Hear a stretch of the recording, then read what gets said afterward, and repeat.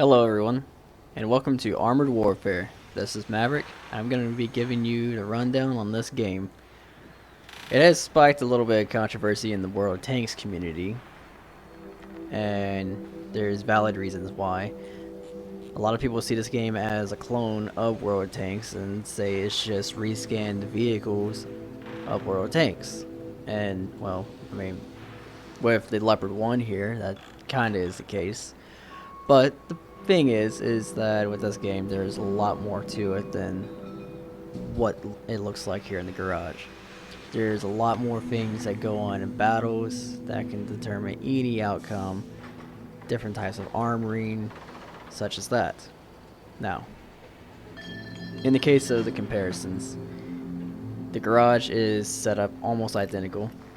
You have your garage tab, you have your upgrade tab, you have your quote-unquote nation tech tree, but in here it's called a dealers tab.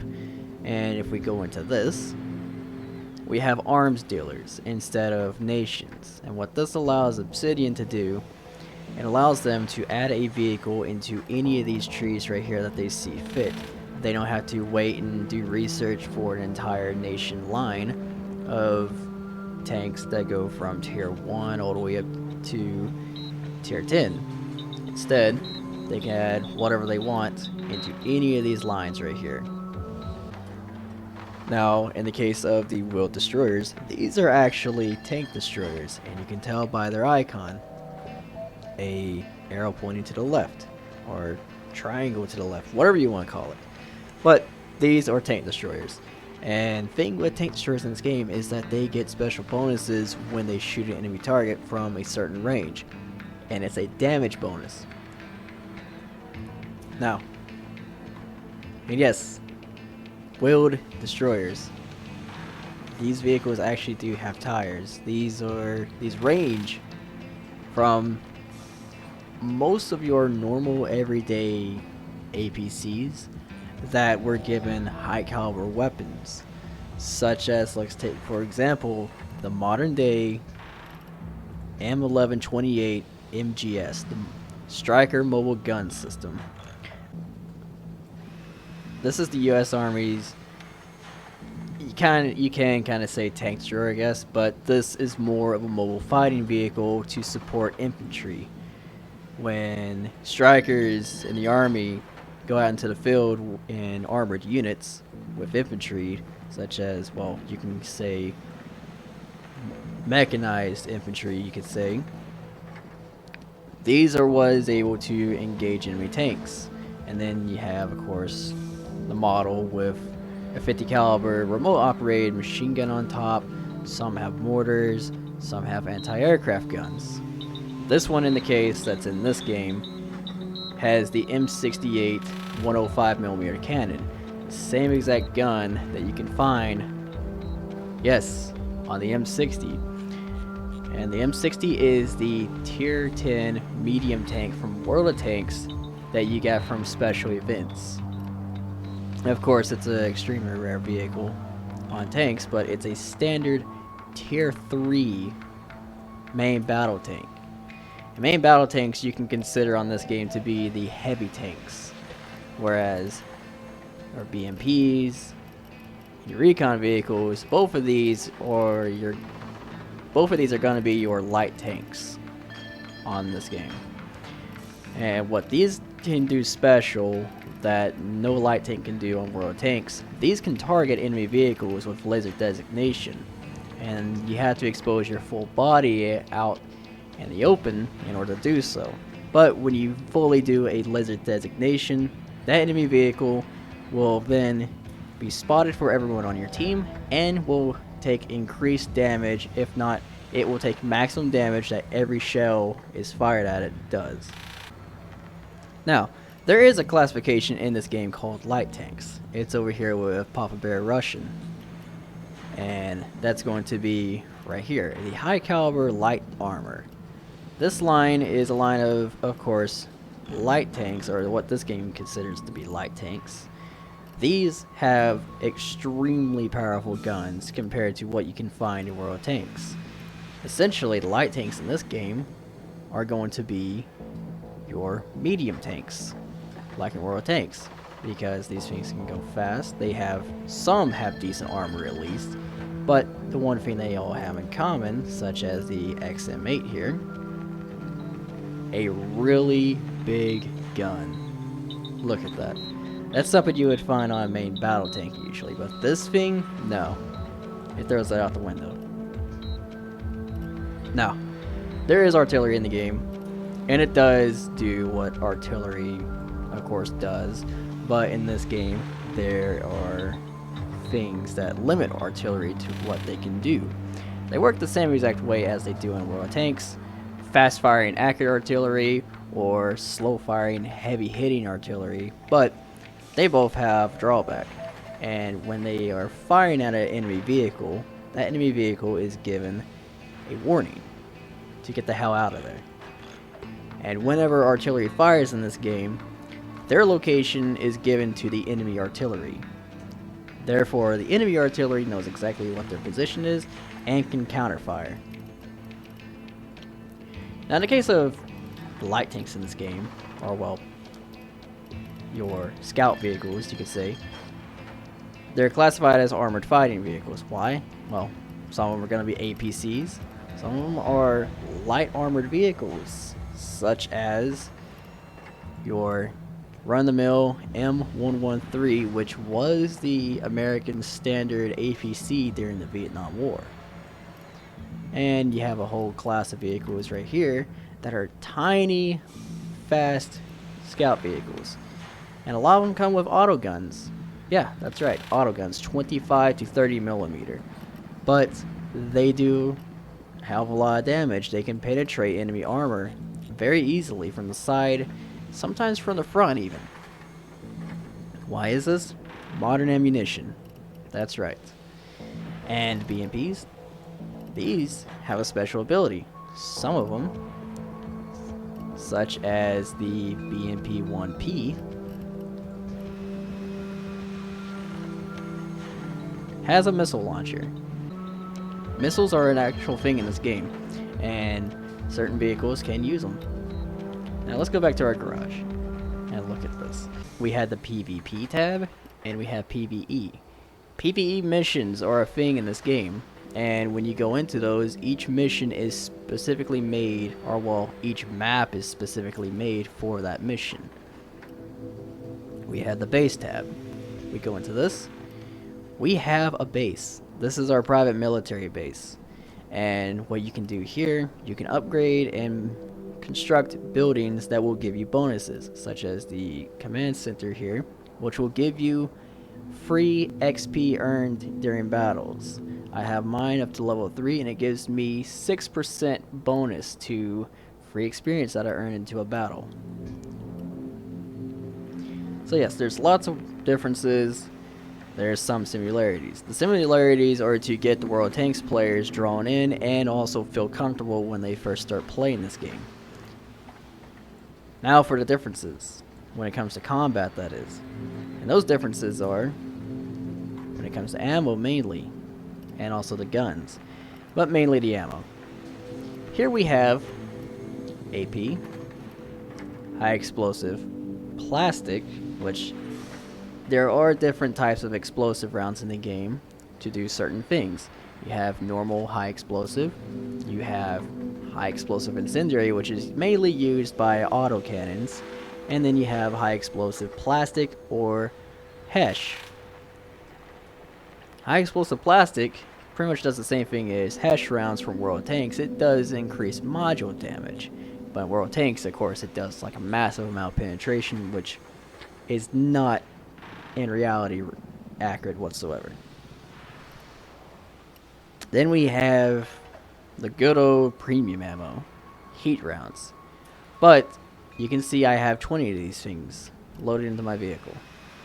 Now, why is this? Only 114 credits.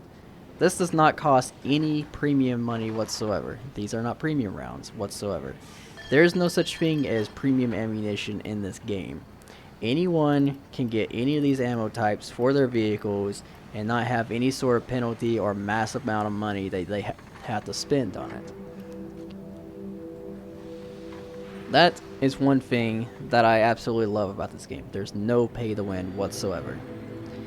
The only thing you can buy gold with, and yes, there is gold because here you can purchase it, and you can buy premium time with it, or you can also put inscriptions, or emblems rather, on your vehicle, and soon to come, camo. But for now we don't have camo. Now, there's a slightly different thing on this game, how it handles experience. And right here at the top, instead of being called experience, it's called reputation in this game. And at these two tabs right here, this is my global reputation, or well, maximum amount of free experience that I have. And this is experience that can be converted into free experience, or global reputation rather. How experience is handled in this game is, well, with each vehicle, how it's handled is each vehicle has this bar. This is pretty much your experience bar. When this bar gets to this point, the halfway mark, you unlock a second set or series of upgrades, attachments, whatever. Once it reaches all the way across, then that allows you to unlock the next vehicle essentially. But there's a thing with it. Each vehicle has its own set of requirements that you need to complete in order to unlock it completely. That's right, you have to work to unlock your vehicle. Not only do you have to get experience, but you have to do certain things to unlock it also. But we're talking about experience right now. And with experience earned on a vehicle, you don't have to worry about this line. This keeps going. This does not go down if you unlock some module. This is your experience right here that goes down if you unlock a certain module. So you are not penalized whatsoever. What you gain goes towards your next vehicle. That is a really nice feature in this game.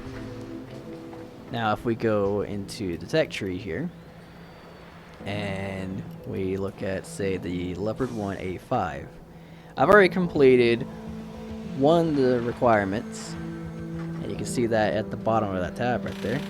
At the very bottom of it, that's how much reputation I need with the OF40 to unlock the Leopard 1A5. So not only did I have to do a certain amount of whatever the requirement is, I also have to get the experience. And that right there is how you unlock vehicles in this game. You have to work somewhat for it. That is essentially this game. Now, I'm going to show you a quick clip of what this thing can do. And this is an armored fighting vehicle. So once that clip is over, and it's a really nice clip. It shows what these things can do. Light tanks, or well, armored fighting vehicles, are fun to use in this game. It's not like road tanks. I mean, yes, you can get destroyed very easily if you're stupid, but these are more something to have fun with.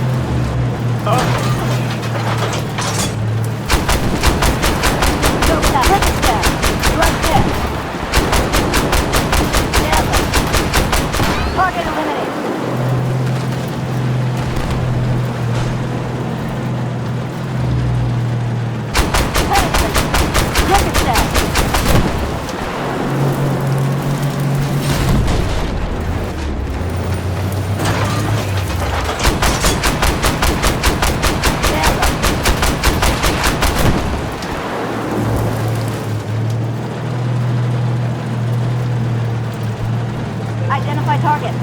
Hostile. Tank.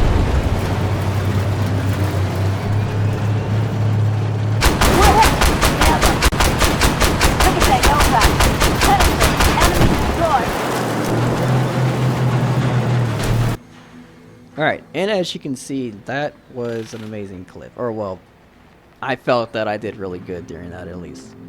Another thing with this game that I like is when it comes to how many credits you get, and also experience you get per match. You are not, like... You don't feel like you're dragging your feet along the ground. I have 468,000 credits. Now, per match, if you do at least 1,000 damage, which that's not hard to do in this game whatsoever, if you do at least 1,000 damage, you can get about 700 experience without premium, and you get on average about 25 to 30,000 credits. Vehicle repairs so far at my tier is only around 3,000 credits. Ammunition, depending on the tank, depending on how much I fire, which is probably about, like, let's say 12 rounds to 15 rounds in a match, 3,000 credits. So around 6,000 credits is what I am not gaining. But the massive amount of credits you get, even when not premium, because when you are premium, you get the same amount or a ridiculous amount that you would get in World Tanks with a premium vehicle. And that's just astonishing on this game. So I don't know how it's going to be at higher tiers, but at my tiers right now, I don't feel like I'm penalized whatsoever for my team being bad or just having a bad match in general. One of the other things about this game that I really like is when it comes to the crews. There's two separate parts of this. You have your tank commanders, and then you have your crews. Tank commanders can be used across different vehicles, such as I have Sabrina on my XM800T, and also my Dragoon 390. Why is this? It's because you can use multiple commanders if we hit the switch tab. At the moment, I have 3 commanders available to choose from. It doesn't matter if a tank is, or a vehicle is in a match. I can still use that same commander on a separate vehicle while that one with that same commander is still in a match. Being in a game does not matter on your commanders. What does matter is your crew. And with your crew, they are specifically tied to that specific vehicle. Now later on, there are going to be commanders that are specific for certain types of vehicles. But currently, Sabrina is one of the better ones for scout and also tank destroyers. And Philip here, he is more suited for main battle tanks. But that is essentially the system on how the game works. And there's way more that I need to do a different video on to show you on how it works. Once I get to higher tiers, that is. But for now, I'm going to leave it at that. So, till next time, I'll see you guys later.